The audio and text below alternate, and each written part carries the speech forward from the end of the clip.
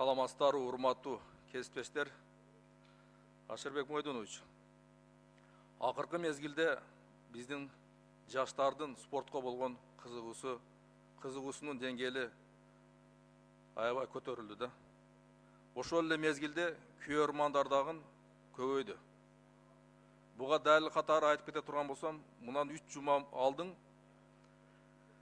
жүзүдө боюнча өспүрүмдөр арасында Кыргызстандын биринчилиги болуп өттү да.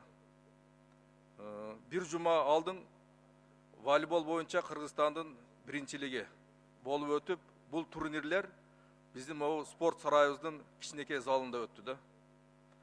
Ошол жерге барганда ошол спортко катышкан балдарыбызга, ошол жердеги күйөрмандарга, ошол жердеги балдарына күйөрмандык кылып барган ата-энелерге эч кандай шарттар болбоду да. Бардык күйөрмандар ошол жерден туруп, тик туруп көрүп кайтышты да. Ошондуктан мен айтайын дегеним, азыр бүгүнкү күндө Газпром тарабынан салынган Арча Бештеги чоң спорт комплекси бар. Ушундай Кыргызстандын биринчилиги өткөн турнирлерди ошол жерде өткөзсөк. Эмнеге ал жерде өткөзбөйсүңөр десек, ал жердин арендасы бүгүнкү күндө кымбат дейт.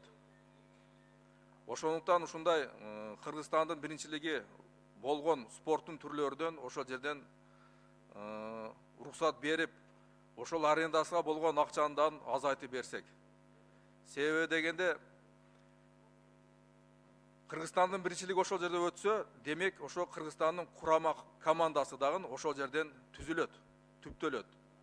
Күйөрмандарга дагы толук шарттар бар. Ошол жерде орундуктар бар. Ошол жерде отуруп көргөнгө мүмкүнчүлүктөр бар.